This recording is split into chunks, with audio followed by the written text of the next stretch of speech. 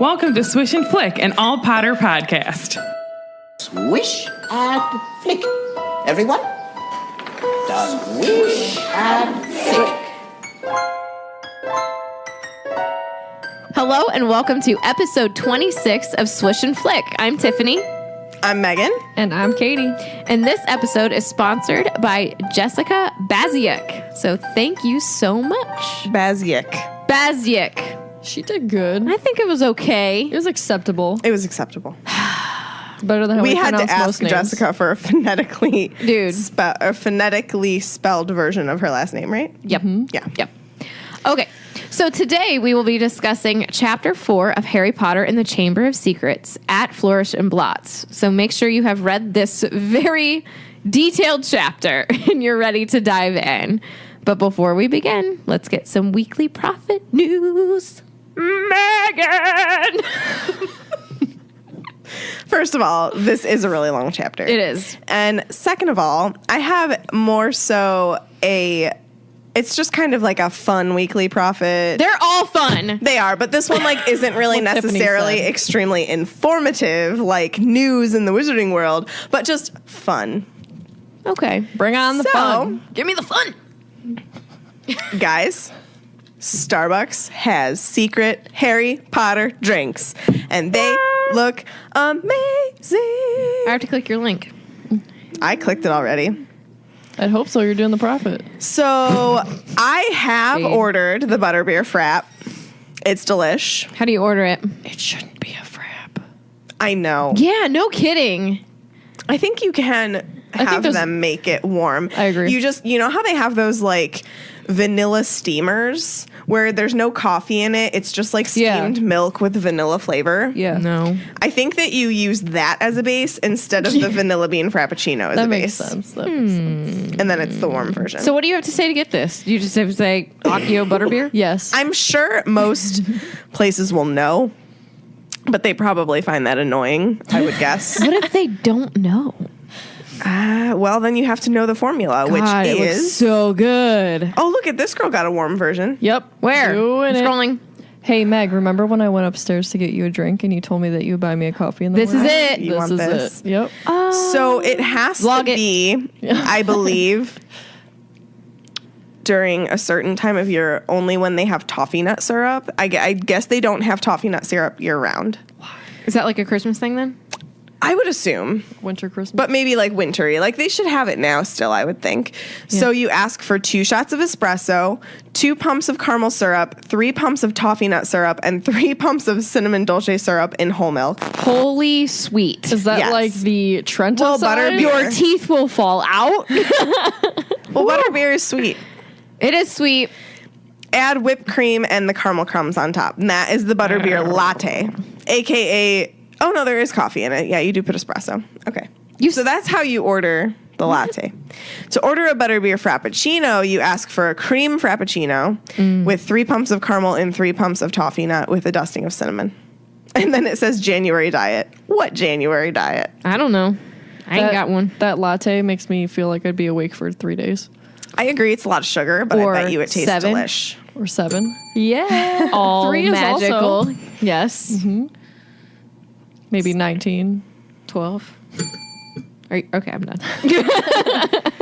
So yeah, I mean, this sounds good, obviously. It It's very looks sugary, but delish. Amazing. super yummy. But you know what? How sugary is the butterbeer universal? It's Oh, gotta be dude. sugary. So, I couldn't even drink a full one. That's how sugary it was. oh man, I drink will it too say, though, fast. You had the regular because we just wanted. I think you just. I tried wanted both. Did you? Yeah, I tried the frozen. Did and you then like the reg. frozen better? Because I like Yes. the frozen much better. The frozen was better. And I think that it's because in your head, something that sweet should be like ice creamy, you know? And the frozen butterbeer has more of a consistency of like a milkshake kind of Not than bad. the original butterbeer, which is just like pop with cream, Yeah. you know?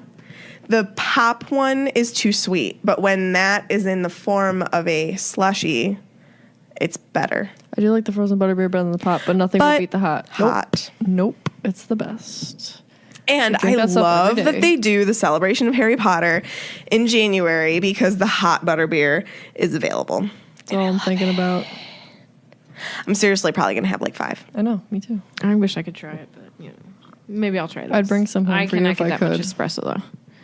2 shots? Oh, What's wrong with 2 shots? pregnant people? Well, okay. In July, go get it. Oh, well, they might not have toffee nut. You might have to wait until next winter. Get it without the coffee. It would probably still taste Do the amazing. Frappuccino. It doesn't have coffee in it. Espresso still. No, there's no espresso in the Frappuccino. I don't know. The more you know. I'm just looking. If you post this, people got to be careful. There's like not good ads on the side. Yeah, the ads are kind of iffy. A little racy. But they are like, they like change for everybody. Oh, yeah, there's a butt. There's 3. So I'm gonna click out of that. Cheeky globetrotters. Cheeky globetrotters. Anyway. Yeah. Just stick to the article. Don't look around. Right. Yep. Steer clear of the ads. Anyways, Anyway, it's time for the Recap. So, last time, Harry was saved from the Dursleys thanks to Ron and the twins. Yay! We traveled to the Burrow, the Weasleys' home, and we got our first real look at a wizarding household. Gnomes are not fat little Santa Clauses. They're like lumpy potatoes. And Mr. and Mrs. Weasley showed us the greatest marital argument of all time. Praise. That's my recap. So, summary for this next chapter we're about to dive into. Harry describes life at the Burrow as different as possible from life on Privet Drive. Mr. Weasley is constantly asking Harry all about Muggle stuff. There's a ghoul in the attic. Fred and George have explosions coming from their room all the time. They coordinate to meet up with Hermione in Diagon Alley. Harry travels by Floo powder for the first time, and not very well, might I add. He found himself in Nocturne Alley, but is thankfully saved by Hagrid. In Flourish and Blotts, they meet Gilderoy Lockhart, who we find out is taking up the post of Defense Against the Dark Arts at Hogwarts this year. And Mr. Weasley goes totally BA and gives Lucius Malfoy a black eye. so clutch. Mm-hmm. So clutch. Yay, Arthur. He's just so great. Arthur. Turn the sound off on this watch, man. I need another gummy there. You notice how she didn't even ask? Yeah, that's rude. I'm just kidding. I'm just kidding. All right. We'll wait for you to be done Get that with the crinkly crinkle bag bag. out of here. Not showing you what colors I got. If there's a clear one in there, I will smack There you. is no There's clear. no clear. All right. I got orange, yellow, and green. Your 3 least favorite. Don't I'm you, serious, Don't there's no you white. chew into that mic. We love each other here. Don't worry about it. Mom. Sorry, Mom. Okay. You ready? Ready to start this chapter? Go Yes. for it. Here it is. We begin with Harry. But truly, he is living the dream at the Burrow. Mm-hmm. And I want to make a note of this. This is where we see Harry having a normal type childhood, being loved and cared for unconditionally, and where he's not got a care in the world. Because right now, in this point in time, Voldemort, who? Right. Yep. He truly is happy right now with not a care. I love the description of like how his life is there too. Yes. It's what it would have been, I would assume, Yes. with Lily and James. That's so sad. So I just want to point that out, that Harry he's really happy. And he goes into comparing the Burrow with the Dursleys, and he says the Burrow is full of magic and the unexpected, which is completely opposite of the Dursleys' house. Like, could that be any more true? Like, they are polar opposites. And I love that there is a mirror in the house, and that it told Harry to tuck in his shirt. Scruffy. I want a mirror like that. There's a mirror that talks to you at Diagon Alley. I looked in that mirror. At Madame Malkin's. I can't remember. I think it was telling me I was looking good or something like It that. was like, you look gorgeous today. And then we also find out the page is marked about a ghoul. So this ghoul lives in the attic. It's like a family ghoul. And whenever it gets a little too quiet, it howls and drops pipes. And so I just want to kind of go into a little bit about ghouls. So I looked it up on Pottermore. And a ghoul is a slimy, buck-toothed creature that generally resides in wizard dwellings. They eat spiders and moths. Oh, they're friends to me. They are friends to Katie. And we know that there's a book called Gadding with Ghouls by Mr. Lockhart. A ghoul comes in clutch in Deathly Hallows. Oh, yes. This specific ghoul, in fact. And it says, well, let me just go into Fantastic Beasts. So we have the book in front of us here. This particular ghoul is in some striped pajamas. I wonder why. Ooh. This book is, Massive. yes. So the classification is the double X by the Ministry of Magic. I can't actually remember what that means, but It's not bad. It's like It's not low. very, yeah. Yeah, it's low. The ghoul, though ugly, is not particularly dangerous creature. It resembles a somewhat slimy bucktooth ogre and generally resides in attics or barns belonging to wizards, where it eats spiders and moths. It moans and occasionally throws objects around, but is essentially simple-minded and will, at worst, growl alarmingly at anyone who stumbles across it. A ghoul task force exists at the Department for the Regulation and Control of Magical Creatures to remove ghouls from dwellings that have passed into muggle hands, but in wizarding families, the ghoul often becomes a talking point or even a family pet. Oh, my God. I didn't know that. The ghoul. The ghoul. And the fact file on a ghoul from Pottermore rather is like a slimy bucktooth ogre. Magic abilities, none to speak of. Just throwing pipes. Dangers, could growl alarmingly at someone. And typical habits, habits, Habits are growling. attics or barns. And we know this one lives in the attic. So I just thought that was interesting that we can look up and find a little bit more about these magical creatures. I also like that it's considered a beast because in my head it's kind of like a ghost almost. Yes. You know, which I guess, Yeah. I don't know. But a little more solid. Yeah. Yeah, Yeah. because whenever I would think kind of like a poltergeist. Yeah. And how solid it would be. But Yeah. like, I don't know why I thought that way. Yeah, me either. I guess. But now our minds have been opened. True. Expanded. Yep.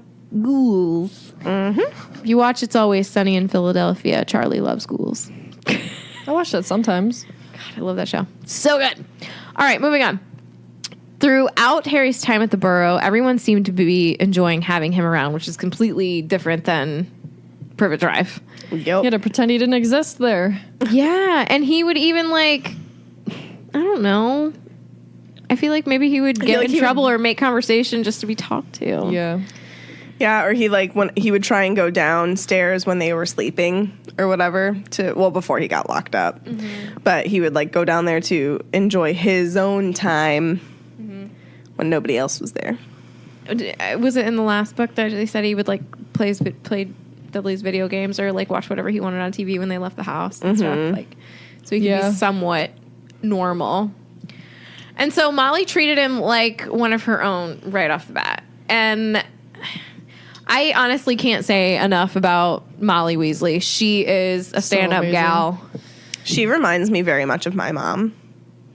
I could see that. just taking care of people. Yeah. I mean, like Katie lived with us very early on, like the senior year of high school. She kind of just moved in. And it's like, obviously, it is a lot for my mom, but like my mom welcomed it. You I know? was And invited to be. It wasn't right. like, It wasn't like she just showed up and was like, I'm staying. Like my mom like pushed it. Like, no, like we want you to. It's fine. Yeah.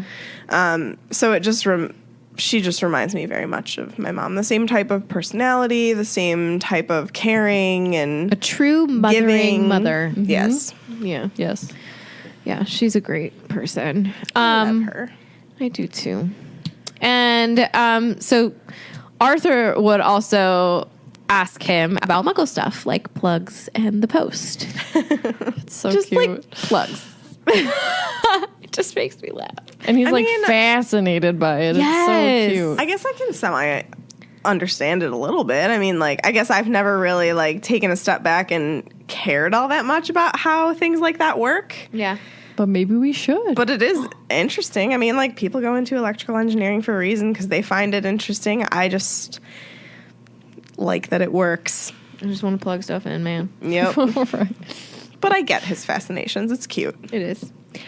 And so the letters for school arrived one sunny morning at breakfast, and Ginny was being her typical mess around Harry. Little Jenny She's just something else. putting her elbow in the butter. I love dish. her arc, though. Yes. Yeah. And so the letters that arrive from Hogwarts are yellowish parchment with green ink. And then I pulled this quote because it says, Dumbledore already knows you're here, Harry. Doesn't miss a trick, that man. So I'm going to move to my lightning bolt question because I want to ask this right now. Whoa. Whoa, you're really jumping Early. ahead here. Well, you can't control me because I am uncontrollable. Where's You're my a 5X classification in Fantastic Beasts? I'm a 6.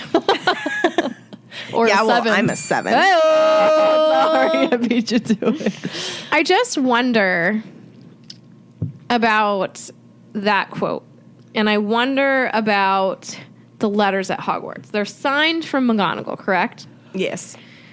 Now, I wanted to know, did Dumbledore inform McGonagall about Harry changing locations, or is this left to owls? Because I have a couple of other questions in regards to this. And I'm also asking, is Harry different because of Lily's protection, so can only certain letters find him, like letters from those people who wish him no ill will? And does Harry? Yeah, because does you would Dumbledore assume that like people would want to write to him because he's the boy who lived, right? correct? Good or bad. And so I wonder, does Dumbledore take a special interest in where Harry's letter goes? This in particular one, or is it the owls and Lily's protection, so they can like kind of like think of it as like a shield kind of barrier? I If you would will. think that it's owls because like I always think of when he writes to Sirius. Right, that's what I was gonna say. Like Harry never knows where Sirius is at in the later books, but Hedwig is always able to find him or whatever owl he is using. Because eventually Sirius tells him to stop using Hedwig. But he says Dumbledore doesn't mistrick that man. So it makes me think that Dumbledore takes has a something to do with special Dumbledore. interest in Harry's. Well, Dumbledore was very controlling in all other aspects of Harry's life. I I mean, mean, he hand delivered him right. with a handwritten letter. Right. He controlled that every summer he had to at least go there to call it home. Right. Remember my last. Maybe that's why he does know that Harry moved. Because he probably has to keep tabs on him somehow to make sure he's still safe and at the Dursleys. So now it's like, whoa, where'd he go?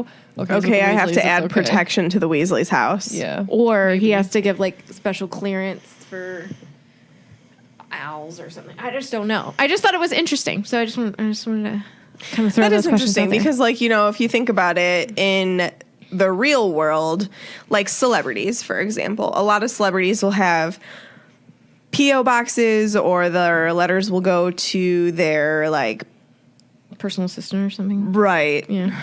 So, like, Harry doesn't have that, but he is famous. He is a celebrity, really. Yeah. So, yeah, I wonder if they just, like, filter mail differently in the wizarding world. It's possible. Just wondering, because he doesn't need anybody sending him like a Hate mail. sugar tongs that'll clip to his nose or something. See a previous episode. Oh, and of course, I have a read from chapter that I didn't pull up. 'Cause did I not Tiffany. call that out? Yes. I did. I called that out last time. That's okay. But you know, I don't think it's very far into the chapter, though. no. Nah, you can find it fast. But when your Kindle doesn't want to click go to the next chapter, Kindle. it poses a problem. There we go. Gosh darn you, Kindle. We love to be annoyed by you. Okay, here we go. Woo. So we get our new book list, right? Yes. Are you ready? I'm so ready. Okay. Second year students will require Standard Book of Spells, grade 2. by Miranda Goshawk. Okay, we knew that lady. Break with a Banshee by Mr. Lockhart. Gadding with Ghouls by Mr. Lockhart. Holidays with Hags by Mr. Lockhart. Travels with Trolls by Mr. Lockhart. Voyages with Vampires by Mr. Lockhart. Wanderings with Werewolves by Mr. Lockhart. And to my favorite book, Year with the Yeti by Lockhart. Now, is that all the books? Where's potions? Where's transfiguration? We talked about this a little bit. What are we doing? Meg, you had a good idea when we mentioned this. Do you remember what you said? Yes. I think that I was going to look up I did look it up. the first year. It doesn't say first year. Okay. It says Okay. beginners. First year. Because I wondered where potions was, where's transfiguration? Are you still using history of magic? I would think, honestly, History of Magic Would be, probably like, covers all 7 years. Across the board. Oh, how Yes. big is that book? I bet It's it's a big huge. ace book. So yeah, like it clearly states that the Book of Spells is grade 1, grade 2, grade 3 as they go on. Yeah. But magical theory, I would assume that they could probably use that for a couple of years. History of Magic, I would assume they use all years. A Beginner's Guide to Transfiguration, I think that They're could still go through beginners. too. Yeah. Yeah. Magical drafts and potions, there's absolutely no, I mean, like, who knows? Yeah. And not only that, but like learning a potion takes much longer than learning a chapter, you know? Learning how to brew it, what the ingredients mean, all that kind of stuff. Like, How to so much stir more it. goes into it. Spells that go with it. So I would assume that potions is a little bit more of like a slow learning subject. Okay. So I would think that that definitely carries over. 1,000 magical herbs and fungi. There's 1,000 of them in there. How many can you cover in 1 year? You know? Right. Is that not accurate? And then Fantastic Beasts. Why is that a requirement for first years? I don't know why I'm just That's a thinking good of this question. now. Oh, wait, no. No. It's not Oh. a first year book. You're right. They've compiled all these together. Okay. Anyway. So yeah, I think that that is my theory, and I think that it makes sense that a lot of these books transfer over for at least a couple years. Obviously, not all of them will transfer for all 7 years, because like once you get to OWL level, Oh, I was like, what are you reading about for? once you get to like OWLs and NEWTs, Like advanced. right? And like not everybody takes the same subjects once you get to those grades. True. So it kind of breaks off then. But I think that the first 2 years are very standardized. Got you. I would agree with that. And the only reason, really, I would assume that the Dark Forces, A Guide to Self-Protection changes from that to all of these Lockhart books is because Lockhart is a jerk and wants to self-promote himself and make every student at Hogwarts buy every single one of his books. He just wants And to so bang. that actually led into my other question. How is it okay to assign this many books to one subject? And I've got to figure, ain't nobody else want this job. Yep. Yeah, cursed. because, I mean, it's obvious that it's cursed. I love the theory that Voldemort cursed it. Yeah. So do I. It makes sense. I don't It know fits how so I don't well. know how you would do it, but he could do Oh, it. he could, if anyone's gonna do it. If he's flying around like, you know, nobody's business, he's cursing jobs. Yeah. Anyways, and just in one foul swoop, Lockhart created such an instant strain on the Weasley family. Yeah. I mean, think about how much do you think one of his books If I were? was Fred and It's George, not cheap. Right. I would share a set, to be completely What'd you honest. say? Oh, I bet they do. Fred and George. Oh, I would yeah. share a set. I mean, they're in the same year. Right. I bet they do. Harry helps him out a little bit by giving Ginny Probably- his. They probably don't even read their books. Yeah, that's true. I mean that with all the love in the So, world. like, Where's that Hogwarts fun, so y'all? it's nice because it goes from having to buy 5 to potentially just 3, but still. 3 a lot. sets of bananas. How many books are there? Count them. Are there 7? Lockharts? Yeah. I don't think there's 7 Lockharts. but- 7! Nice! Okay, so right there 7, 14, 21, All right, we're not doing math. 28, 35, 35 books the Weasleys have to buy. Oh, yeah. Just for Just for one just subject. for defense against the dark arts. If they buy 5 sets. Which thankfully, at the most, they have to buy 4 thanks to Harry. Because he gives his to Ginny. Still. Dude, That's crazy. it's an insane amount of books. And it's a bunch of crap, so what a waste of money. Well, Molly The doesn't stories think aren't so. crap. That's Yeah, true. it's true. But Just the name that's attached to them. that's the total crap. Total Crap. crap.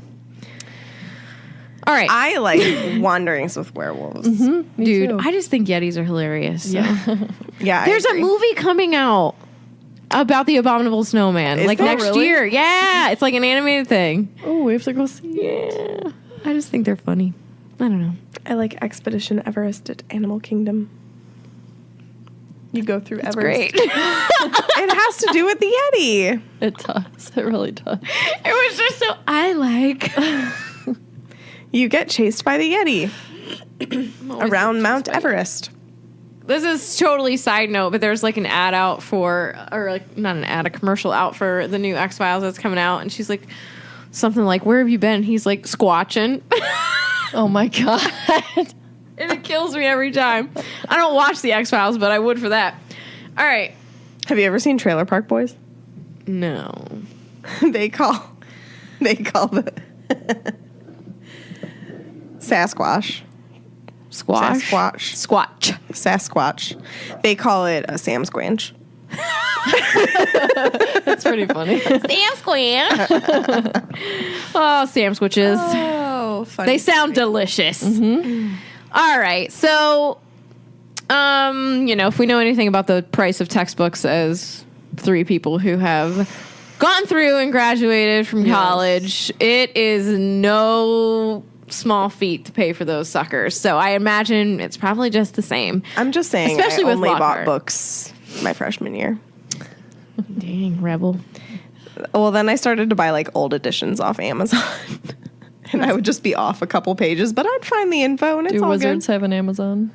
Yeah. Oh, yeah. They do have second price like bookstores because I think that they did end up going there for Yeah. Ginny for some stuff. They Good. did. Yeah. Good. They need it. Why not? Yeah. So we get these letters from Errol, right? And if we've learned anything from these chapters, it's that Errol should retire. Yes. Dude cannot Errol. hang. I know. When you're Poor described as a duster, a feather duster, you need to retire. You're old. Needs to. And so he delivers Hermione's letter. And so thought I'd read that. Do you have it pulled up? Tiffany, go you. Dude. Good job. Thanks. I had to get at least like one. So it says, "Dear Ron and Harry, if you're there, I hope everything went all right and that Harry is okay and that you didn't do anything illegal to get him out, Ron, because that would get Harry into trouble too. Thank you, Hermione." Oh, this year will change you. I've been really worried, and if Harry is all right, will you please let me know at once? But perhaps it would be better if you used a different owl, because I think another delivery might finish your one off. Poor Errol. Poor Errol. Jeez. I'm very busy with schoolwork, of course. How can she be? Said Ron in horror. We're on vacation. And we're going to London next Wednesday to buy my new books. Why don't we meet in Diagon Alley? Let me know what's happening as soon as you can. Love from Hermione. And here is Fozzie Bear. But she's been studying. Ron is shocked. She's not studying. She's memorizing Lockhart's books. Just infatuated with that gleaming smile on the front cover. Quick, what's his favorite color? Lilac. A beautiful shade. It's a form of purple. Mm-hmm. Look at that bear chew that bone. All right. Sorry, I was talking to the dog. Anyways, that brings us to our next section. And it's green. Katie, you did it. So, after reading Hermione's letter, the Weasleys and Harry decide to go and play Quidditch in a small paddock owned by the Weasleys. I looked up what that was because I didn't know. Really? And actually, there's like 2 definitions, and it confused me because it makes more sense for the like U.S. Canada definition, a paddock is a small enclosure used to keep horses. Okay. And that makes sense to what they were doing. But when I looked up like the English definition of paddock, it was like had to do with like horse racing. And I'm like, I wonder if they changed that word in our book Maybe. to actually match the US definition. Because it makes more sense for it to be like a field where horses are kept, you know? Could be, yeah. Well, the only reason why I knew what paddock meant was because of Jurassic Park. Yeah, that's true. They're approaching the Tyrannosaur paddock. I'm sorry. I just love Jurassic Park. So Harry, Ron, Fred, and George go and play Quidditch. Why didn't they invite Ginny? They have to know that she Honestly, likes she would Quidditch. fall off a broom if I was she was gonna say around that. Harry. I guess that's true. Maybe they did This is ask her, just- but they didn't say. It's to save her life. Yeah. Putting elbows in butter dishes. She can't hang. She can't hang on a broom next to Harry. So the paddock was surrounded by trees that blocked it from the view of the village below, and that's why they were able to practice there as long as they flew low. And they used apples to catch instead of real Quidditch balls because, as it stated in the book, could you imagine if the balls got loose and like went into the village? They'd be in trouble. I would love to see Bludgers escape. oh, I my want to God. know though why they couldn't have a real quaffle. I mean, the only thing that's enchanted on a quaffle is a sticking charm Yeah, true. I don't know. or gripping charm. So I don't know. That was weird. But Maybe they didn't have one though. true. Yeah. Ron has an old shooting star, Best line.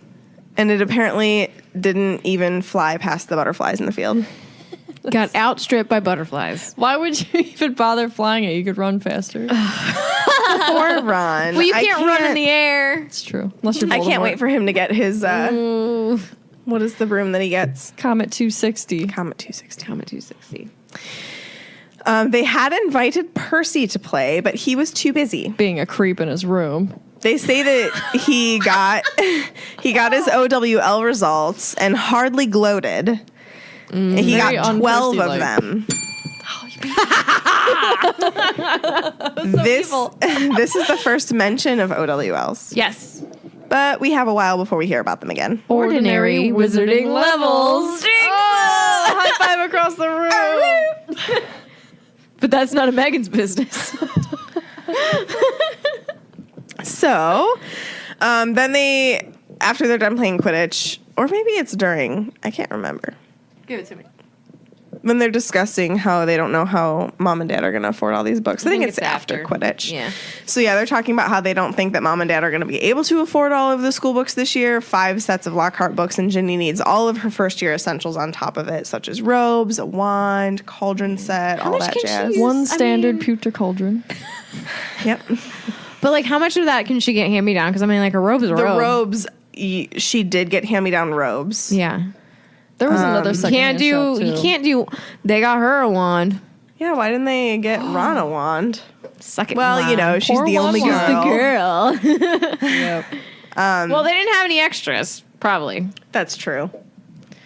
At that point, yeah. This made Harry feel awkward. I don't blame him. I mean, I'm sure that he like wants to help, but at the same time, do you really want to offer like your best friend's They would parents? straight up say no. Oh, Right, yeah. exactly. But he ends up helping in his own way by giving them that set of books that he gets for free because like he doesn't need a set of books for free. Yeah, You know, he and can then afford it. Later on, helping Fred and George with the Definitely. the Triwizard winnings. Yeah. That's how they open their shop. So, as stated in Hermione's letter, the next Wednesday they all woke up and were heading to Diagon Alley. And this is where we see Floo powder for the first time. Hello, Floo. Shout out to our listeners who pointed out the meaning, Yes. or like double meaning, I guess, of the word Floo powder because I did not make that connection. I don't know if I did or not. But I didn't. But it just makes sense. It's so Like I knew what a flu was Me too, but I didn't. because of the Grinch. I didn't make the connection. Like I know what it is, but Right. I just read it. I was like, oh, it's called Floo powder. And like Nocturne Alley. Nocturnally. It's dark. Mm-hmm. Diagon Alley. Diagonally. Diagonally. So yeah, I love Don't her. say it like I love that. her plays on words. Yes. She is queen. Obviously. So Mr. and Mrs. Weasley are shocked to discover that Harry has never used Floo powder before. I don't know why they would be shocked to discover Lives with that. muggles. Was he traveling by a Floo powder for? No. But Mr. Weasley was extremely excited when he found out that last year Harry used the underground to get to Diagon Alley, and he asked about the escapators. Those like how freaky all escapaders. his words are like in italics, and I just picture the most excitement coming out of He's his like, mouth. escapators? Yes. Also, they were probably shocked because I just thought of this because they assumed he traveled that way there last year, but Harry's an exception and got picked up by Hagrid. Right. So they probably were just like, Yeah, like I wonder how Hermione and her parents get there. Do they like drive to London and then just go through the Three Broomsticks? I mean, Leaky Cauldron? That's Yeah. London. I think That's so, in London. actually. That would be, I Because mean, I think how else are you going to get I think in one of the books, I don't know which one, but they say when they meet up with Hermione, she like leaves through the Leaky Cauldron. I think that might be this one. That might be this It one. might be this chapter. We shall see. We shall see. So, movieism, Do it. how Floo powder is used is very different in the movies as it is to the books. Know what I mean? Did you catch this? No. So in the movies, they take a handful of Floo powder, step into the fire, and just you're throw right. it down. They that bursts throw it in And it fire. it's like a burst of flame and they disappear. Whereas what I like better in the book, you light a fire, you take the powder, you drop it in the fire, it turns green, You have to change your flames. and then you step into the fire, which Say does not real. burn you and just feels warm and like a tickling sensation. Which is what the witches did when they were trying to be burned. Exactly. So I liked that little connection. And then you just say where you want to go. Can I recount that? Yeah. Witches were not trying to be burned. We undermeant what When you they were said. being burned at the stake, they would put the charm on them for the tickling sensation. Yes. Okay. So I got what you meant. just, Clarify. So they then start kind of confusing Harry a little bit because they're bombarding him with all of these things that he has to do leading up to saying what he needs to say. Yeah. So they say, be sure to get out at the right grate. And he's like, what? How will I know? The entire network is connected, which I think is pretty cool. Yep. So how does, this is just like a little me going off on a little rant. Like, how does that work with security and stuff? Like, that sounds interesting. You know, who's connected? How, can anybody get out at any grate? So like, could anybody just get out at the Weasley's house on the Floo network? You know what I mean? I would think so, actually. And all I think of is all the fireplaces lined up at the ministry. Right. So I think you say you're great, and then you have to see it, and then you go into it. That's what's in my head. That makes sense. But I'm sure that there's a way to close it off too. I'm yeah. sure. Yeah, because you'd have people maybe like just I floating mean, like around the bad Floo people networks. could Yeah, just like, yeah. Right. yeah. Okay, so make sure you get out at the right grate. Close your eyes. Don't fidget. Speak clearly. Don't panic and get out early. And keep your elbows tucked in. If you were counting, Seven things. Guys, I love you. I love you guys. we love you. So yeah. But then Harry gets in the fire and coughs. Gets a huge mouthful of soot. What a dummy. And coughs out Diagon Alley. I was gonna read from the book The Floo Experience of him actually like going. All right, Tiffany. Someone doesn't have it pulled up. Are you the new Tiffany? Maybe. I just think his experience, like I was like, we have to talk about the Floo experience, and we have to title it the Floo experience because it Maybe truly this was episode is gonna be called The Floo the Experience. Floo experience. It is Floo season as well. Yeah, that's true. Okay, so he says Diagon Alley. You gotta So not cough it. clearly. Diagon Alley. Tiffany's face. I hit my head. That was excessive, but it'll do. Okay, so it felt as though he were being sucked down a giant drain. He seemed to be spinning very fast. The roaring in his ears was deafening. He tried to keep his eyes open, but the whirl of green flames made him feel sick. Something hard knocked his elbow, and he tucked it in tightly, still spinning and spinning.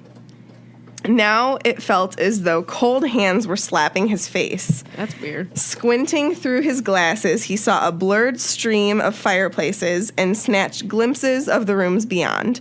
His bacon sandwiches were churning inside him. He closed his eyes again, wishing it would stop, and then he fell face forward onto cold stone and felt the bridge of his glasses snap. Wizard transportation sounds terrifying in all shapes and forms. It does. Floo network, apparating, being doesn't sucked sound down good. a drain or being like sucked Portkeys. through a tube like Portkeys. apparition. None of them sound good. They all involve Agree. spinning or like weird, sucky feelings. Why? Why can't it just be something smooth? I don't know. Maybe it's because it's your first time. People travel like that and they do it normally. Yeah, that's Right. true. So I don't know.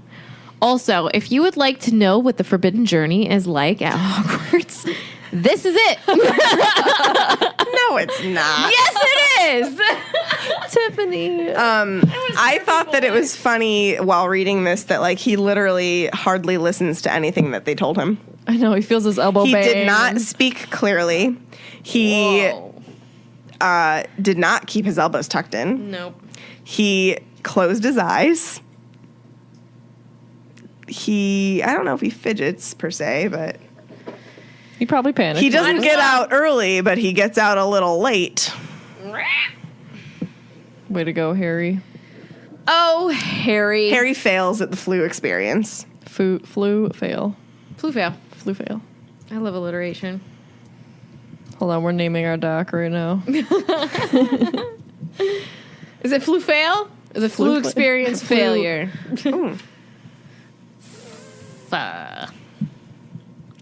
Do, do, do, do, do. All right.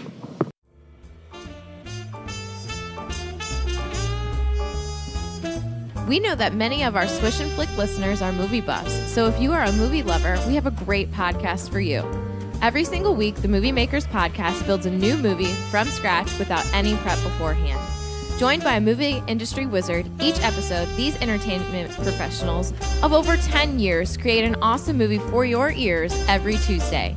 You can find them on Facebook at facebook.com/The Movie Makers Podcast and on Twitter at The Movie Makers Podcast. Yes, that is 2 E's in the. Make sure you go and find them on iTunes or your favorite podcast app. Search for The Movie Makers. Go join them for the fun.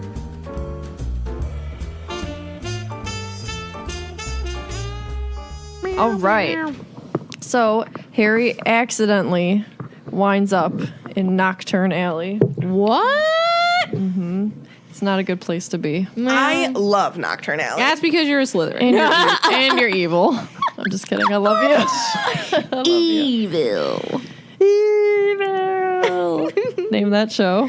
Oh, I can't. If you can name that to me in this episode, I'll give you something cool. So Harry winds up in a shop called Borgin and Burke's. Which, Is it Meet the Robinsons? Nope. She's not going to give you something. It's for the listeners. Borgin, Mr. Borgin, is a stooping man with greasy hair and voice as oily as his hair. Though only when talking to Lucius, who we'll meet in a minute. And Tiffany brought up, is he related to Snape? We don't. You're going to be greasy. Why not? We were wondering who Burke is because we only ever see Borgin. So I looked him up. His name is Hold on. Whoa. Caractacus. Caractacus. He is one of the people Dumbledore interviewed to find out more about Voldemort's past. Moreau Gaunt sold Slytherin's locket to him for 10 galleons. And That's isn't shicey. confirmed, but possibly his sister-in-law is a black. Whoa. Yes. Where's They're all this- connected. Where's this info from? I think I found it on the wiki. Okay, cool. So You take it with never a grain know. of salt. But I mean, it sounds pretty cool. Well, it does. I do actually, now that you say that, remember that he is the one that You know what? Rope That- sold the locket to. F this guy because, sorry, she was so hard up. She's pregnant. Needs some cash. And he's going to buy that and he knows what it is for 10 galleons? I believe Dumbledore said something when he was telling this to Harry about how he wasn't a very favorable person. He was just Whoa. not very kind to anybody. So he's just trying to make the best deal that he can make, you know? I can't stand him. Yeah, Yeah. You can suck it, Burke. Well, we have a shop in Nocturne Alley. I'm not giving you my money. I'm just saying Borgin and Burke's is a really cool shop. I wonder how he died. I don't know. Speaking of Borgin and Burke's really quick, off topic, but not really because it has to do with Borgin and Burke's. You love doing that. Not the first time that's happened. When we're On recording. topic, but totally on topic. No. Okay, well, you'll understand. Yes, go for it. There is this troll foot pencil pen holder Like the yeah, umbrella yeah, stand. no. at We Borgin showed and it. Burke's Yeah, I saw that. in Universal.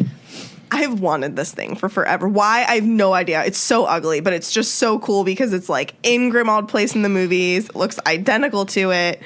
Tonks trips over it. I like Tonks. So like, I don't know. I just like have this connection. I want this thing. That's a lie. She I tripped like over the her. umbrella stand. But that's what it is. But It's a pencil holder. Are you Yeah. saying it's a lie because I like Tonks? Yeah, you don't like Tonks. I do. She's okay. She doesn't like I go through phases. Anyway, I've wanted this thing, but It's your prerogative as a woman. it's $40 at Borgin and Burke's. Okay. Yeah. So I like just haven't dropped the ball on it. It's like, no, I can buy so many other things for $40 than this like stupid pen holder, right? So we're talking in actually the Facebook group today, day of recording. Yep. And oh shoot, I can't remember who was asking me about Yeah, I it. can't remember either. Sarah, I think her name is maybe. I think it was a Sarah. There's a lot of those. There are quite a few Sarahs. Sarah and Jessica, I know I was talking to. We have a them. lot of Jessicas too. And I said that I wanted this thing, and then she was like, "Oh, really? I didn't know that they had it. Like, I wonder what it looks like or something." So I like just went on Amazon and searched it. It was there, $24. Shut your face. Literally says on the Amazon listing, "Wizarding World of Harry Potter." Tell me you bought it. Oh yeah, She texted me and she's like, I did a thing. Hold on, I might also do a thing. it's so cool. It's really cool. It said there were only 13 left, and I did post it in the group. I don't know if other people bought it, but I'll hope tell that you it's what, there. Swishers, if you took this from me, I will never forget. I've wanted one for forever though, and I looked What do at I it and I'm search like, for? just do like troll pencil holder Harry Potter, troll foot pencil holder. $24.99. I mean, you can't beat that. I think you expected I was like, me to okay, be mad. $24.99. God, this thing is way ugly. I know, but it's awesome. All right. No, I didn't explain it to you to Oh. be mad at me. I was just like, Kate, I did a thing. Go look, I tagged Well, you in it. it looks like no one ordered it because That's there are fine. 12 left. That's fine. All right, guys, I'm doing it. Add the cart. Yes. Yeah. Is it going to be down here? Are we going to have it on our Swish and Flick table? We'll Can it have hold it on our snacks? Swish and Flick table. Can we put snacks in We're gonna put pixie sticks in there. I was gonna say one of those little a bunch of those little fake drink umbrellas. Oh my god! There's a blue onesie with a lion on it that says Gryffindorable. Oh. Baby. All right, I ordered Back, it. All back right. to Borgin Thanks and for Burke's, making me though. spend money. Sheesh. Sorry, but I'm so excited about it. Well, now I am. It's ugly, you guys. Don't It is. get me ugly, wrong, super but cool. it's pretty cool. It's super cool. It's just so cool because it literally is like the perfect replica from the movie, And it's half the price. right? Sheesh. Because I could never just drop $40 on it. I was like, no, It's don't a buy pencil it. holder. Right. And like even $24 is a lot, but I can take 24 over 40 any day. Oh We've yeah. been there how many times? And every time we go, we pick it up and we're like, I know. I'm like, I Too want much it. for a friggin' No. pencil holder. but now we can ignore it when we go. So Woo! Whoa. I can't wait. Katie, I'm looking at your doc and I see something naughty. oh, that's coming up. Yeah. Keep going. So Yeah, we hate sorry. Burke. Anyways, So we moving don't on. like Burke. Back to Katie. We don't like Borgin. So I got all these creepy items in the shop that Harry sees. We've got the withered hand, which we find out is the hand of glory, which I'll get Yep. to later. A pack of blood-stained cards. I don't know why you try and resell that. That's gross. A glass eye, also gross. Evil masks, maybe Death Eater masks. Ooh. Human bones. Why? Rusty spiked instruments. And I pictured like medical instruments yeah. when I read that. It's just creepy. And a large black cabinet, Ooh. which Harry hides in. Ooh. Yeah. Which he doesn't shut all the way. Ooh. Could this perhaps be the vanishing cabinet? Yes. Yeah. Yeah, I think Faux so show. too. Faux show. So yeah, it's super creepy in the shop, and Harry goes to leave because who would want to be in the shop that sells human bones? But who does he see? Draco Malfoy. Which is kind of funny that it says it's the last person he wants to see when not too long ago he was even begging to catch a glimpse of even him to make sure that everything wasn't just a dream. That's true. Before he was living the dream at the burrow. The burrow. right. Yeah. That's funny. Good point, Katie. Thank you. So Harry runs to hide in the black, we think, vanishing cabinet. And Malfoy, I'm not going to say the word I wrote, but he's a little whiny. Beep. He's constantly complaining about Harry. So I put his quote down, and he said, "Everyone thinks he's so smart. Wonderful Potter with his scar and his broomstick." There were head motions. And Lucius says, "You've told me this at least a dozen times already. And I would like to remind you that it is not prudent to appear less than fond of Harry Potter."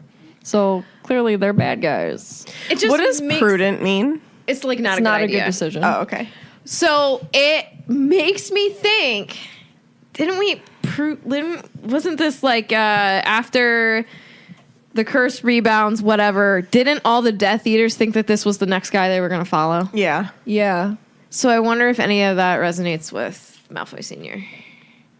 Probably. I know it's not prudent because it doesn't look good, whatever. They're dark wizards, blah, blah, Right. blah. But, like, I wonder. I would think so because he's still not sure. Malfoy is not sure who to follow until Goblet, right? I mean, Goblet is whenever he comes back. Voldemort comes back. He's going to so- know. His dad's going to talk about it. Right. So, yeah, interesting. Indeed. So apparently the ministry's been doing a lot of raids at wizarding homes, and Lucius is there to sell items from his manor because he clearly has some dark stuff to hide, even though he just tries to pass it off as nothing. So the Hand of Glory, I looked that up a little bit. In the book it says, Borgin says, "Insert a candle and it gives light only to the holder, best friend to thieves and plunderers," which Mr. Malfoy does not take kind to because he doesn't want his son to be a thief or a plunderer. But I also looked it up on Google. This is like a real thing. The Hand of Glory is the dried and pickled hand of a man who has been hanged. I don't know why. What did Google Docs do? What, I see it? No, that's not what it's supposed to say. What? Oh, specifically to be the left, which is considered to be like the sinister hand. Yes. Is that why when it asks you right or left, I like always pick left? That must be one thing that makes me a Slytherin because I always pick left. Maybe. A little off topic, but Marty's family is Irish. And his great grandma, I remember a story about something about his aunt was left-handed. She did not like that. Like she thought it was sinister That's weird. It's weird how because of stuff like a runs deep. superstition. Yeah. So that's a real deal. That's a real thing. Or if the man was hanged for murder, the hand that did the deed. Ooh, So I love this. So creepy. It is. It definitely fits at Borgin and Burke. Right. Do you remember when we went into Borgin and Burke's for the first time at Universal and It was scary. there is the Hand of Glory, but it's like behind glass. And I don't know why I didn't think that it was going to move because, like, of course it's going to move. It's Universal and Harry Potter. But I, like, got up all close to it. And then all of a sudden it closes and I was like, ah! I hope the shopkeepers like laughed at you. They probably did. they're probably so I was, used like, to it. so they just sit there. surprised. Oh, man. So Draco actually buys the Hand of Glory before his 6th year, and he uses it to help his plot with the assassination of Dumbledore, and he uses it to escape the room of requirement after he uses the Peruvian instant darkness powder so no one can see him leave the room. I don't know why it just hit me so harder now that you used the word assassinate instead of murder. Like, that just made it, like, real to me. I've never seen that, like, as an assassination, but it is. It is. is. It's a plot to assassinate him. Words, man. Poor Dumbledore. But he's kind of a jerk. But I like him. Oh, he's so... Come on, people. Back and forth. I'm on So- my I love him kick, so.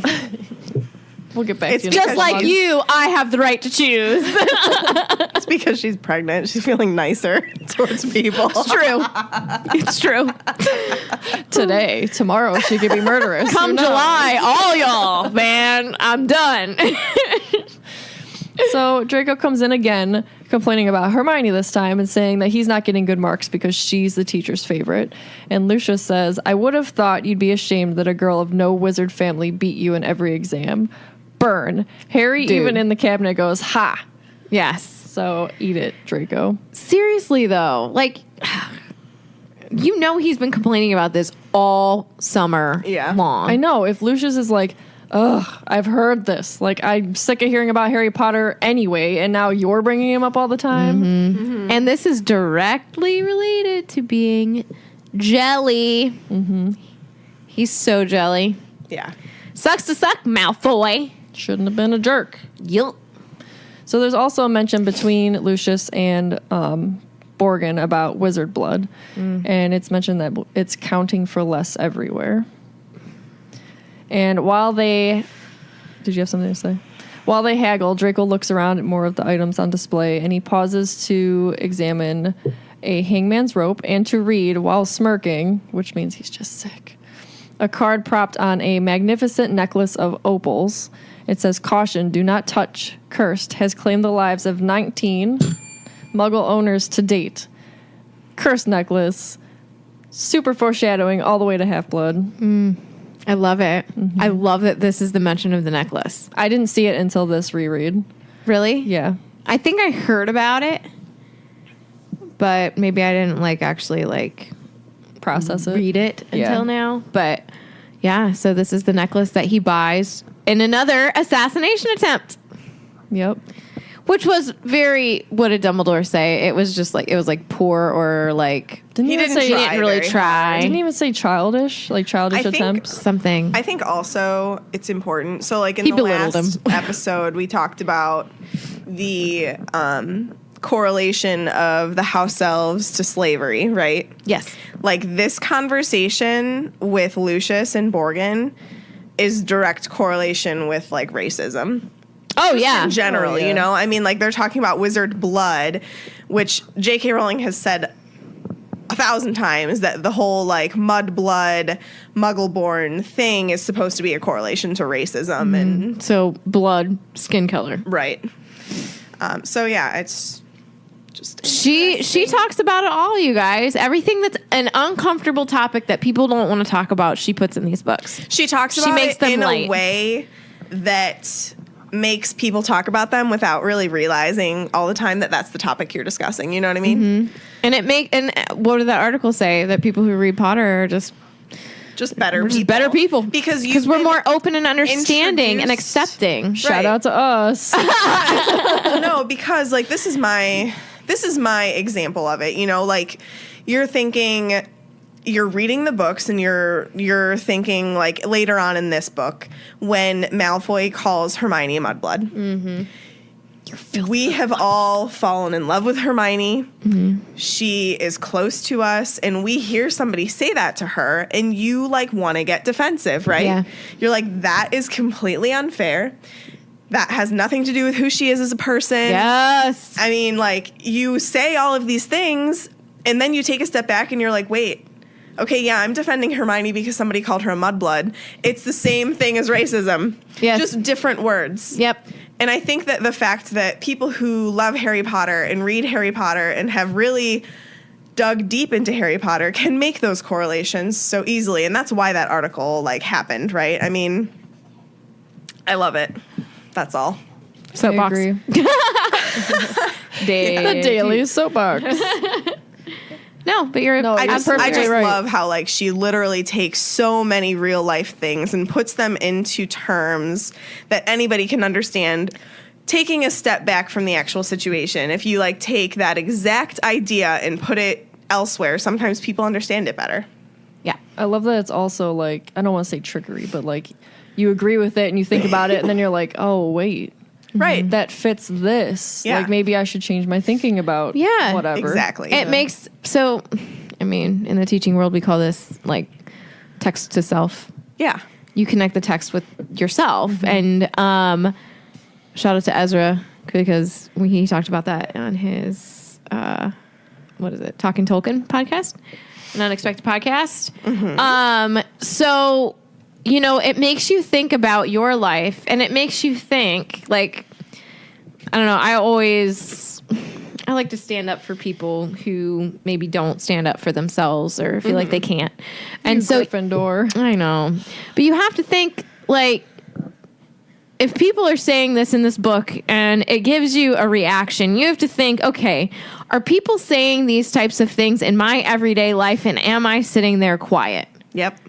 And if I get an emotional reaction out of what is a story, then I need to rethink about what I'm doing in my everyday life. And we need to start standing up for people who can't or are too afraid or don't stand up for themselves. So Right, like what do I stand for? Yeah, I think Harry Potter, I mean, like reading these books growing up and like being immersed in this at such a young age and basically growing with the characters, it really like molded my personality and like who I am as a person and the things that I believe and the things that I'm passionate about, Absolutely. So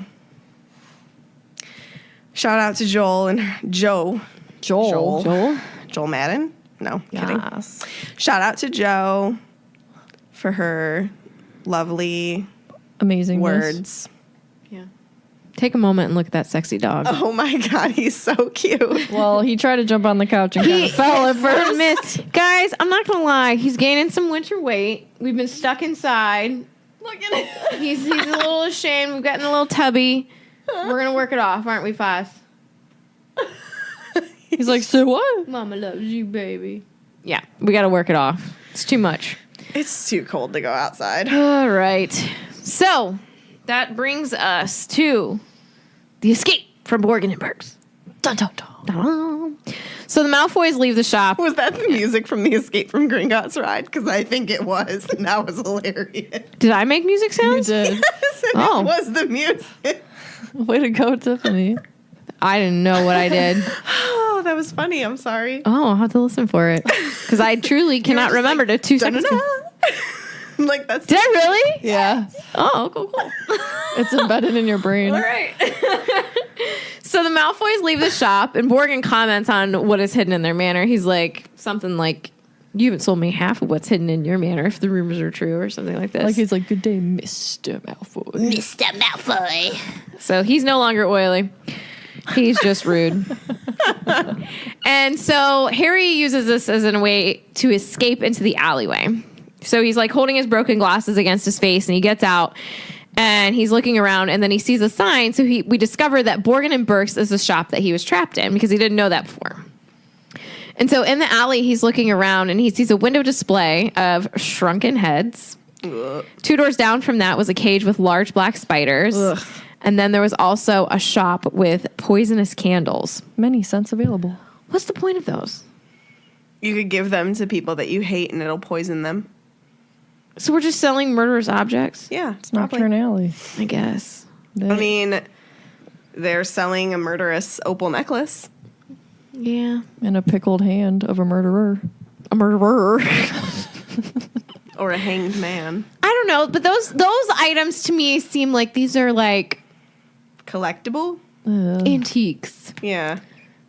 Check out But that like- cool antique hand, man. Right. But no, here, burn this candle and die. I don't know. Ooh. What?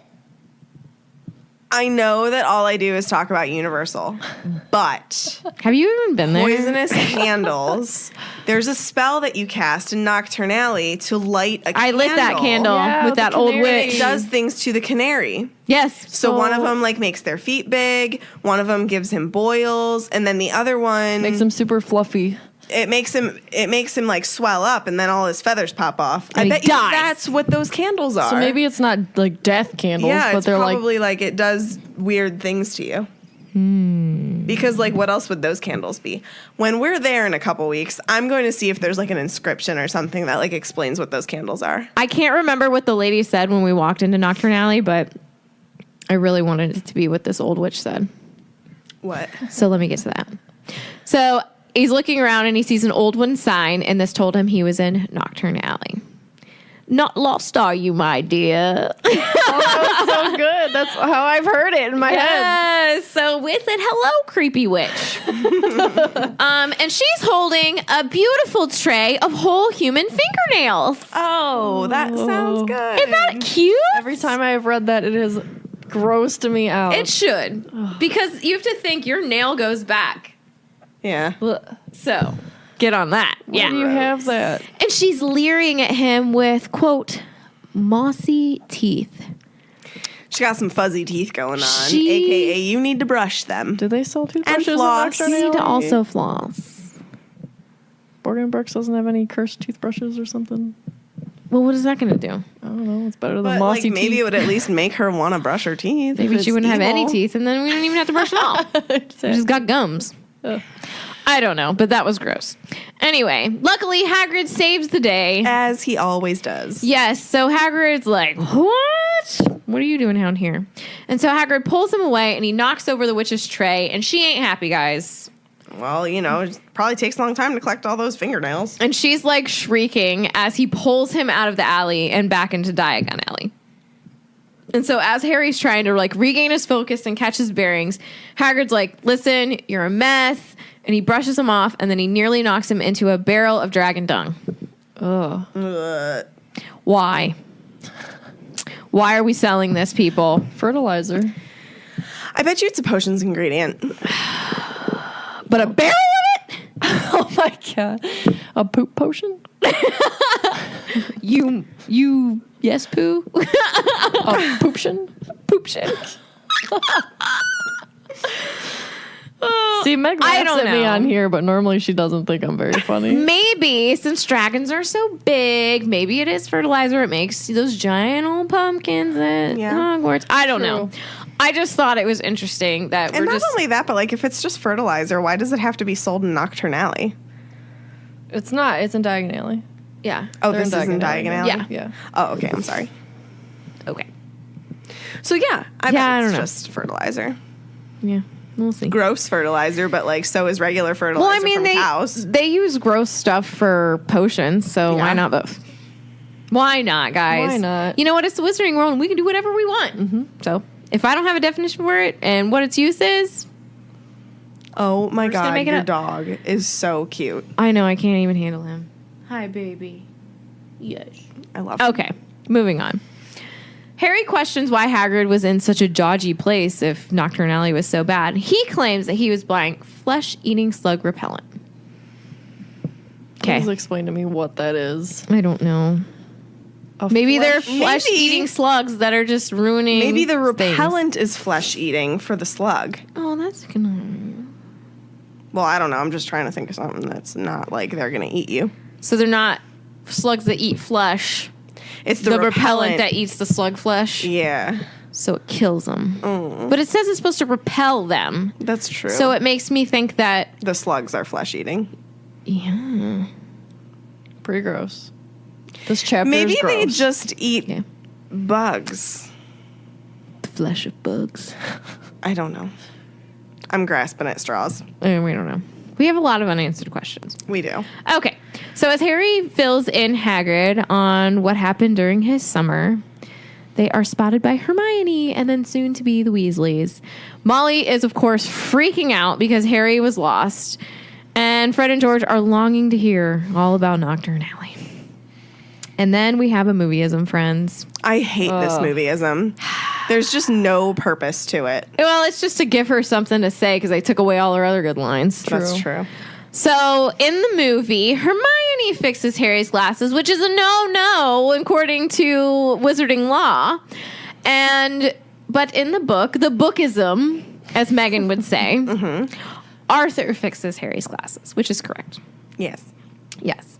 And so Harry fills them in on the goings-on at the shop with the Malfoys, and Arthur is very interested in what Malfoy Sr. was selling, and he would really like to nail him for something. And then Molly is, like, obviously weary of the family. She tells him no, and he's like, oh, am I no match for Malfoy? We shall see, Weasley. Arthur. Mr. Weasley getting all tough. He's just so cute. I can't even stand it. And so we enter Gringotts, and the vaults are accessed by small carts driven by goblins, and we knew that already, but she likes to give us little recaps along the way in our books, so I always appreciate those. And the Weasley vault made Harry feel pretty terrible. I feel bad every time I read this. Like, I can just feel his awkwardness. It's virtually empty, and she sweeps the last contents into her purse. Yeah. This is the last of the Weasley money. And they have to buy 35 Gilderoy Lockhart books. I mean, I laugh, but it's because it's awkward and not funny. Yeah. So that, I don't know. And then I totally yeah. feel that, though. I mean, like, I was a college kid. I moved down to Florida. We were broke as heck. Like, I totally get that feeling. Yeah. It's crappy.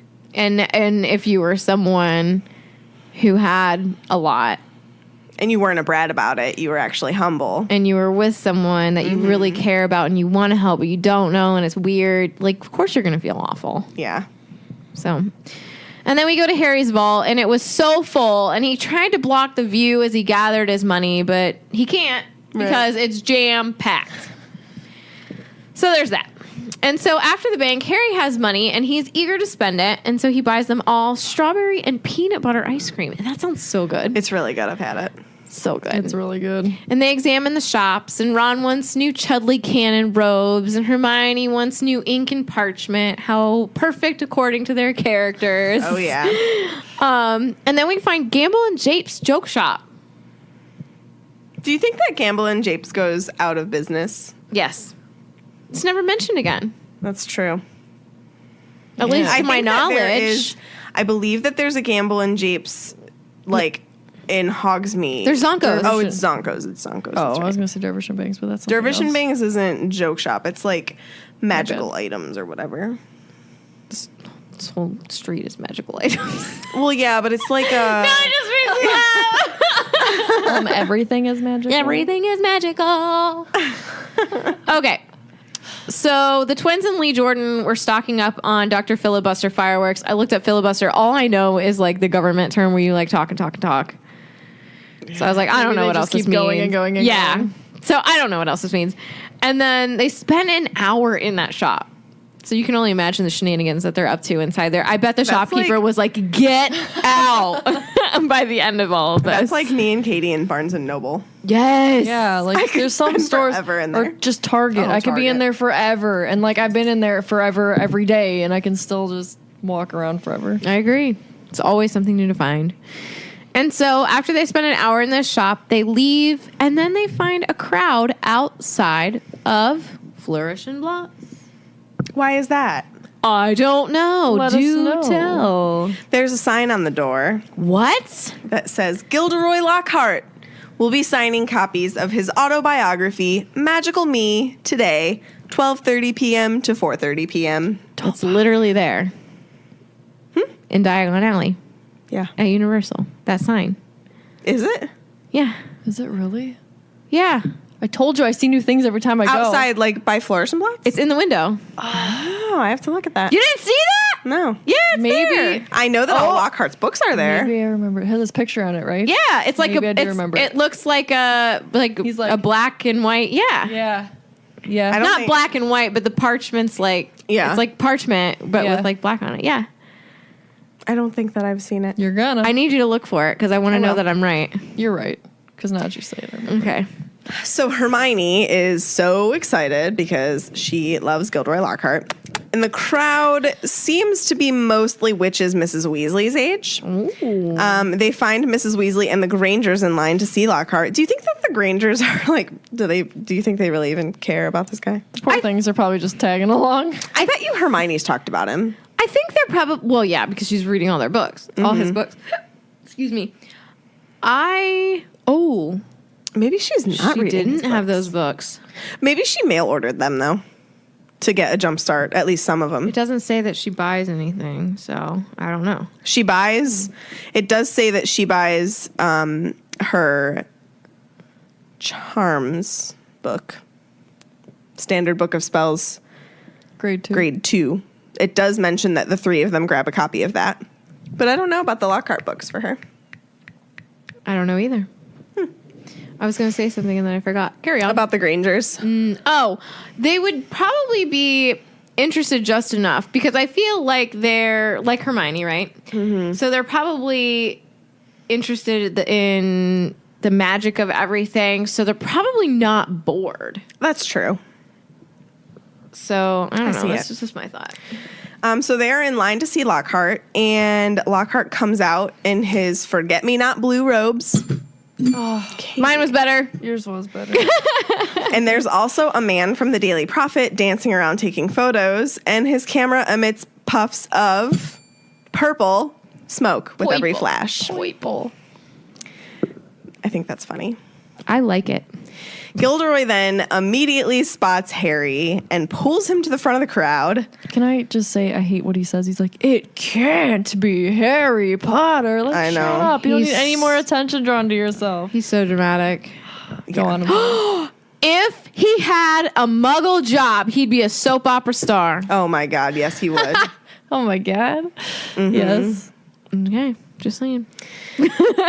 So the photographer took photos of them shaking hands, and then Lockhart announces that he will be giving Harry an entire set of his books and that he will be teaching at Hogwarts this year. Free of charge. Oh my gosh! Harry almost immediately gives Ginny his set of all of the books. Mm-hmm.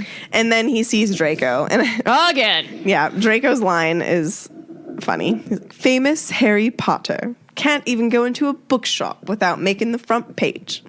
This whole section here is perfect in the It's movies. literally Yeah. like word for word. Well, minus something. Minus the best part, but Minus the parental showdown for the most part. But yeah.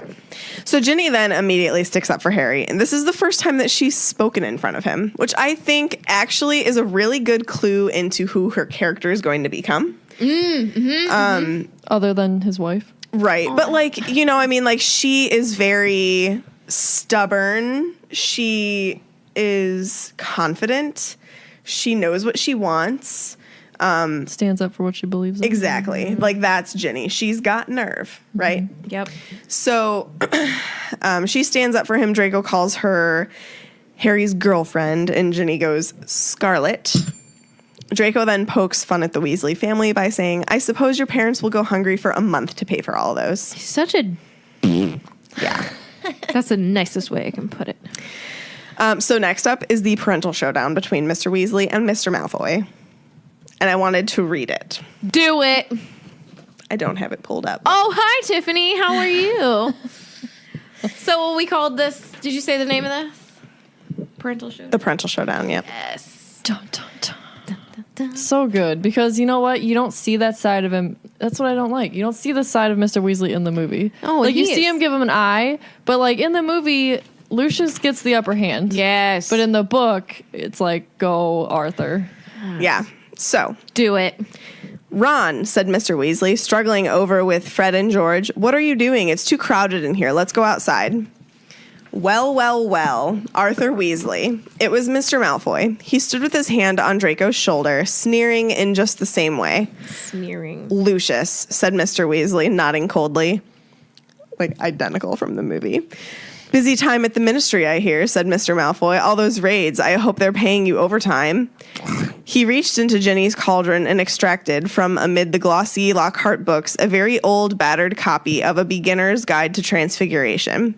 Obviously not, Mr. Malfoy said. Dear me, what's the use of being a disgrace to the name of wizard if they don't even pay you well for it? Dude, that's some serious words. That's super shade. Mr. Weasley flushed darker than either Ron or Ginny. We have a very different idea of what disgraces the name of wizard, Malfoy, he said. Clearly, said Mr. Malfoy, his pale eyes straying to Mr. and Mrs. Granger, who were watching apprehensively. The company you keep, Weasley, and I thought your family could sink no lower. There was a thud of metal as Ginny's cauldron went flying. Mr. Weasley had thrown himself at Mr. Malfoy, knocking him backward into a bookshelf. Yeah. Dozens of heavy spellbooks came thundering down on all of their heads. There was a yell of, "Get him, Dad!" from Fred or George. We don't know. Mrs. Weasley was shrieking, "No, Arthur, no!" The crowd stampeded backward, knocking more shelves over. "Gentlemen, please, please," cried the assistant, and then louder than all, "Break it up there, gents, break it up." And it was Hagrid. Why couldn't you put that in? So good. It was so perfect up until the attack. Yeah. Oh, and then lastly, within all of this, at the end it says, "Here, girl, take your book. It's the best your father can give you." And Hurts my he heart. thrusts the old Transfiguration book back at Ginny. So that right there is the moment that he gives her the diary. The Horcrux. The Horcrux. Oh, shoot. That jumped really high. If you have headphones on, I'm sorry. And that's pretty much the end of the chapter.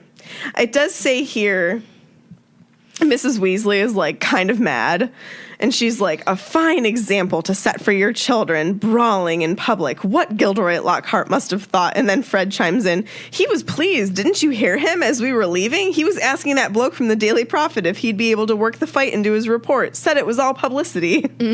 Can I say that's a better example to set in front of your children than the one that Lucius was setting in front of Draco? Hey-o. Agree. Oh, yeah. For sure. Yeah. For sure. Totally agree. All right. That brings us to The lightning bolt round. the lightning bolt round. All right. I have many a question. I have a few. Did you prepare any? No. You're so quiet. No. I'm sorry. Can All I- right. can I- Shout out to can you I guys go? because you're amazing. Whatever. Yeah, Can I go first? Go. So if Mr. Malfoy and Mr. Weasley had legitimately dueled, who would win? Arthur. I don't know. I think that's a really hard question, actually. I'm just rooting for Arthur. Huh? Lucius's fact file. He is as Accomplished duelist. Yeah. I'm just rooting for Arthur. I'm know. rooting for Arthur Avi, but I don't know. I feel like I don't know. I mean, let's be real, though. Harry can beat Lucius in a duel. So I think you would underestimate Arthur just looking at him. I think agree. He's pretty powerful. I mean, Yeah. he is, you know. I mean, he's in the order, in and the he's order. very successful in the order, so yeah, I always want the good guy to win. I do too, but I'm kind of torn. it's okay if you say Lucius. It's sad, but it's okay.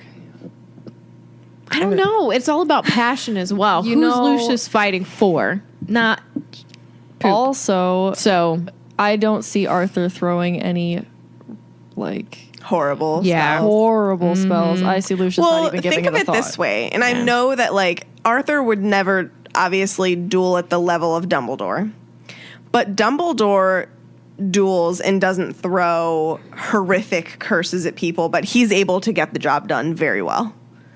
I mean, are like, very creative. Like, I oh my god, all I can't think wait. about, I know Grindelwald and Yeah. Dumbledore, the showdown. because you know he doesn't want to hurt him. You know that we're not gonna get to that until like 10 years from now. But anyway. I know. The one duel that I always go back to and like always love is Voldemort and Dumbledore Yes. in Order of the Phoenix. Yeah. Yes. Like that is just the perfect duel of evil and good. Yep. So you've got Voldemort. My favorite part is whenever Voldemort, I think this happens in the book. It's been a little bit since I've read 5, but I love the part where he takes all of the glass and throws it at Dumbledore, like with magic, and then Dumbledore has this shield come up and it turns into sand as it hits him. Is that a movieism? I don't know, but I love it. It's so Visually, The thing that gets duel me is from amazing. that, and the one thing that I was like, what are you talking about? Because when he does that, what does Voldemort say? It sounds like he says Earth. I don't know. I think he's probably just like yelling. Because they use elements. They use fire, they use water, they use earth. No, he like Well- whispers it. Watch it. Never. It's going to confuse you. Well, I'm like, what are you talking about? That's like my all-time favorite duel, and it shows that like good can overcome evil in so many different ways. Well, it's like Without Harry. being like evil back. Expelliarmus. Yep, that's all you need. Yeah. Hey, did So- Voldemort in? Why not? So I think Arthur has a chance. Expelliarmus. All right. Is it common for wizarding families to have a ghoul? I think we answered that already with the Pottermore article. Fairly and common, right? I think it's fairly common. Yep. I have a follow-up question to the ghoul. Sure. If you don't mind. No, go. Would you kick a ghoul out if you had it, or would you embrace it? I thought you were going to be like, would you like physically kick a ghoul? I was like, no, I have no reason to kick a ghoul. No, like, would you kick him out of your property? No. You know, I mean, if he was throwing pipes all the time or at night, I like him asleep. Yeah, I'd kick him out. But otherwise, I'm like, nah, I mean, you're cool. You what can hang out. Tiffany said, I'd probably think he was funny. Yeah. Dress him up a little bit. Give him a wig. Maybe if he was being annoying, I would like ask him to move to the barn instead of the attic. Yeah. Something like Got that. some sweet setup for you out in the barn. Go sleep Get on some out. straw. Hang out with those chickens. Galactic chickens. Tiffany, what is with me and you? I don't On know. the same brainwave today. Oh my god, so good. What else do I have here? I already asked you about the owls. Blah blah blah. Who wrote this? Oh, that was me, an accident. Meg did you typed write? Luscious instead of Lucius. Luscious. I already asked that. How normal are raids? Well, I think that they would have been very normal years ago. Yes. But they're, probably like, again. Yeah, but they were probably like less common. But now that like stuff is kind of happening again, it might be building up to more. So do you think what happened in Philosopher's Stone, Sorcerer's Stone, is the reason why there was a lot of raids being conducted? Possibly. Do you think that they thought, do you think some people believed whatever came out of Hogwarts, Yeah, all the I'm word sure. from the students, I'm sure Daily Prophet said, I'm not going to report on that crap. Right. Because this is Daily Prophet and they suck. So do you think, I wonder if people in Aurors at the ministry were like, let's do these raids. Yeah, let's go back to probably. these it's not going to wizarding hurt families. to make sure. Yeah, but I wonder what, like, do you have to have a warrant? Yeah. Oh yeah. Or is the wizarding world like, nah, I'm going to do what I want? They're a little different than we are. I guess we have to ask the Department of Magical Law Enforcement. I know a guy. Yeah, I don't know. I would think that there has to be some basis to them needing to do it, but I would think that a family's history maybe would be enough. But that's not right then, though. Yeah. But their laws are different than ours. I guess. I don't know. Yeah. Usually the wizarding world tends to be much further ahead than we are. But then in terms of like law and that kind of stuff. But then there's also times where it's just like ancient. They're kind of all over the place, you know? Like They really certain are. aspects of their law are very progressive and very like I said, like Forward ahead. thinking. Yeah, forward thinking, ahead Then of we our are, yeah, time. definitely. But then some aspects like house elves, like that should have been fixed long before Hermione Granger came into office, you know? Yeah. So, So, interesting question. I'd love to hear our listeners' thoughts. Where are the Hogwarts gardens at? Because the slugs are ruining the cabbages. I thought that Hagrid was talking about like his garden. That's what I always thought too. I kind of assumed it as Well, where the heck are they getting their food? Can't magic it. It's got to be gardens. So I said, is it just the green? Is it these greenhouses? Maybe. because there's multiple greenhouses. Yeah. But then I wonder, Sprout's not. That's not her job. Right. maybe that's part of Hagrid's job. I was just wondering. They never talk about it. Yeah. They've got to be there. Yeah, you're right. So maybe there's just certain greenhouses for the food that goes into Hogwarts. Are they tended to by the house elves? Probably. Oh, maybe, yeah. Well, maybe. That probably makes sense. Well, I mean, I feel like Hagrid's jobs are so vast. Maybe that's not on his list. Maybe he does the special ones like the Christmas trees and the pumpkins. But Right. maybe he doesn't deal with the food. Like the daily stuff that they would need. He's not very good at food. He's genuinely not. right. He'd be serving up rock cakes every day. Or like What? 50-foot cabbages. All I think is like a cabbage the size of the pumpkins that they use. Yeah. I have one more, but if you have more, you can go. I have a couple. Yeah, do it. Would you ever step foot in Nocturne Alley? Yes. Well, I have. Well, yeah, technically we all have. But otherwise, I probably wouldn't care to go down there. Really? I would definitely. I'm very curious. I would peek around. I'd be a chicken. I'd be like, I would a probably galactic be. one? I would probably be a chicken, but I would just be like, I would like have to talk myself through it. Like, just go do it. You're going to be fine. I'd Just have go to do take it. like a group of people with me. There would be me who's like, but guys, what if we go in there and there's like a dark wizard and we never She come might, out? like- Katie would talk us out of it. Yeah. I have another one. Okay. What would the mirror, like the mirror at the Weasleys, tell you in the morning? Wash your face. I was just going to say that. Shut up. No, you were. I was going to say something about my face. I was going to say that it would tell me to wash my hair.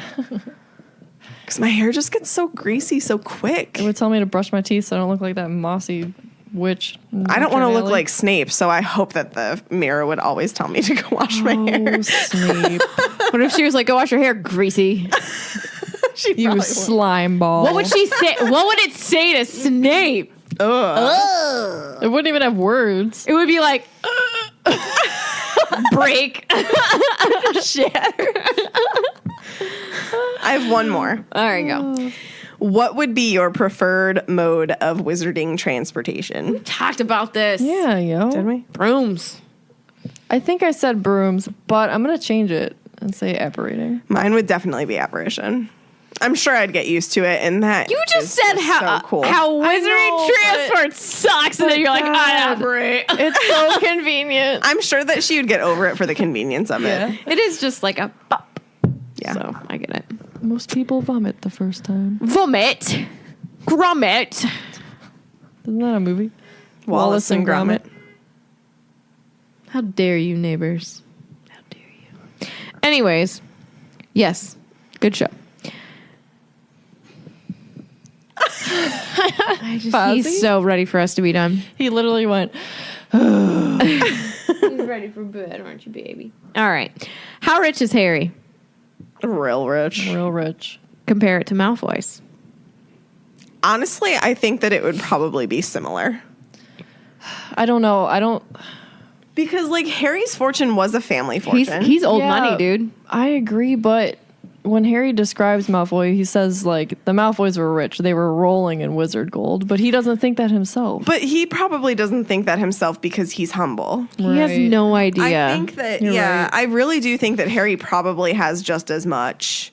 And then by the time, like, he's done saving the wizarding world and, like, being head of the Auror office, I'm sure that he has more than the Malfoys.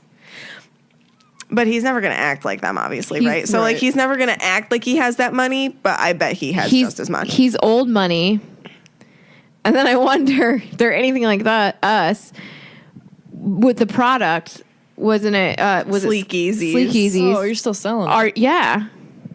That gold is just going to go right into your... He's just rolling in gold. Yeah. Yeah. And he didn't spend it for however many years. It just grew.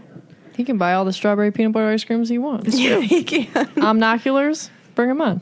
Yeah, weren't those like 10 galleons a piece or expensive. something like that, too? Real sad. Rope Gaunt only got 10 galleons for an amazing piece of history. Right. But Omnoculars are 10 galleons.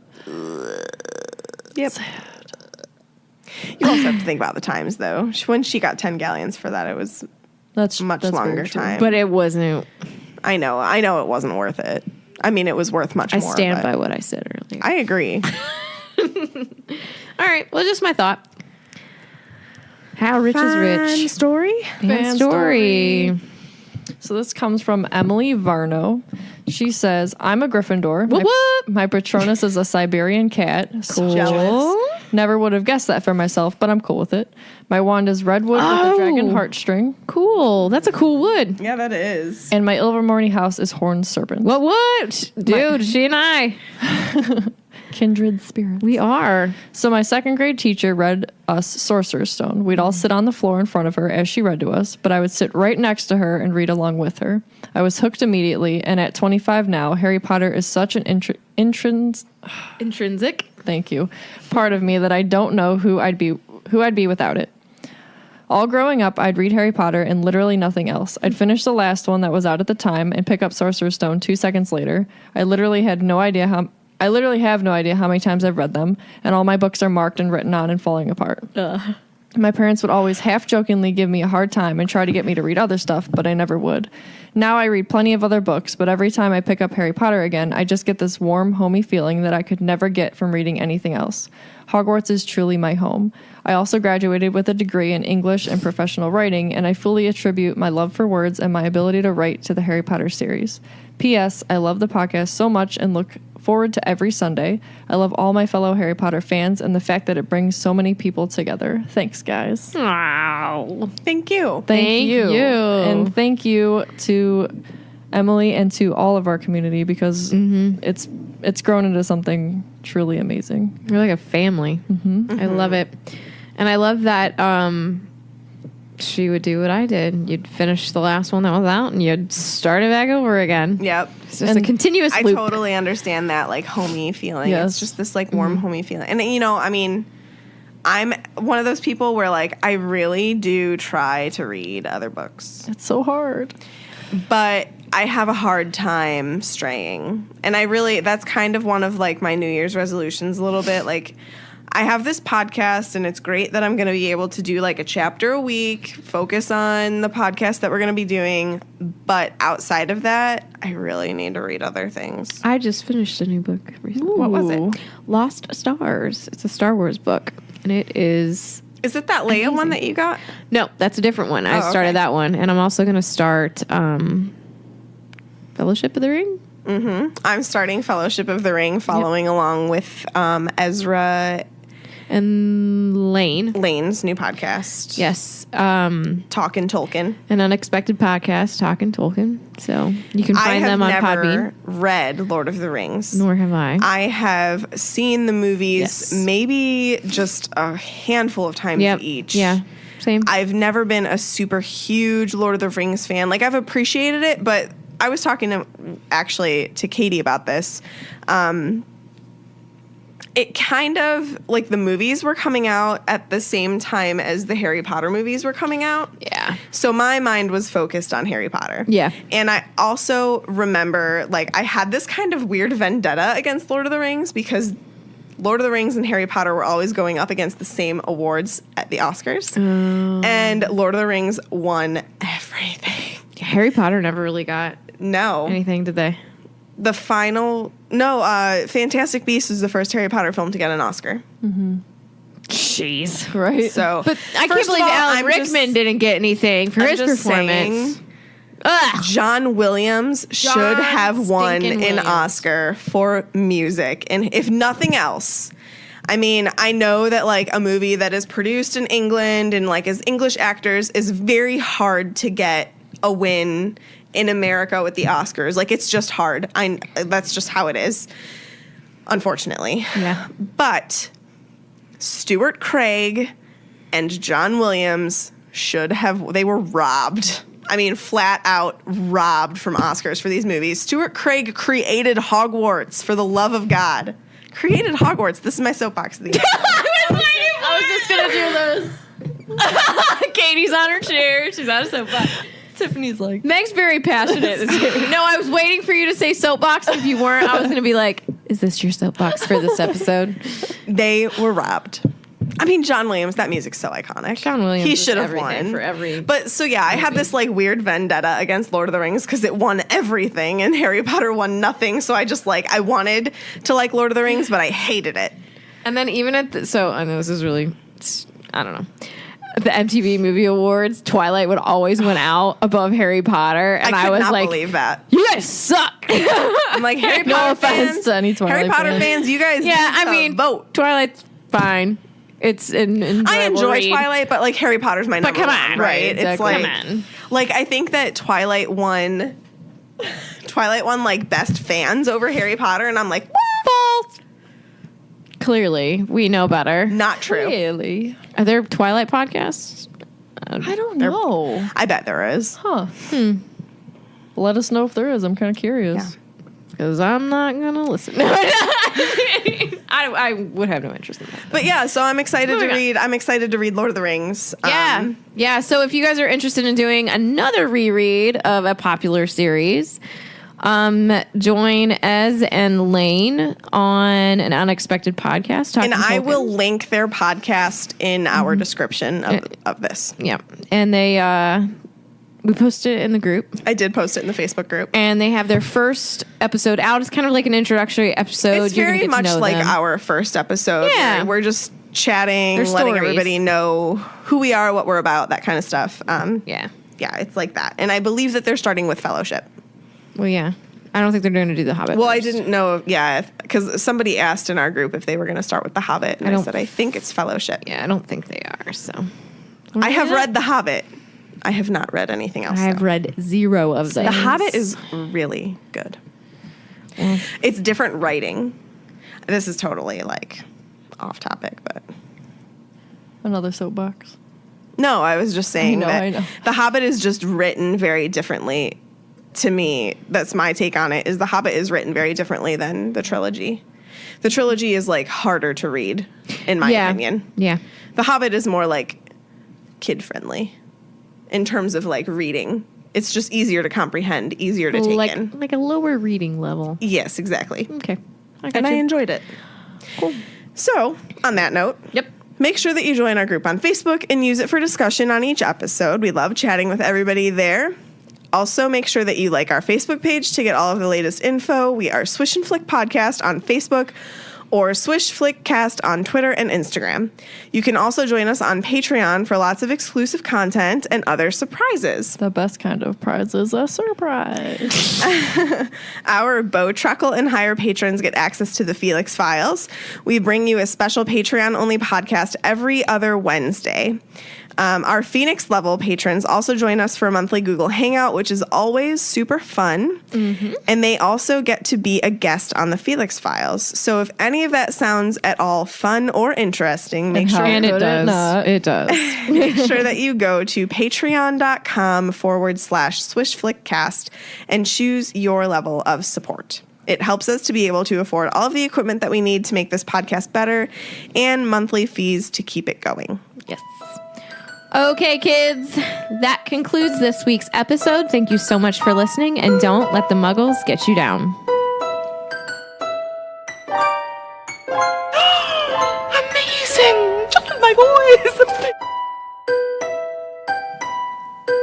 Done. Was that really long? It's way longer than the other one. Are you serious? I ain't lying to you. Poop.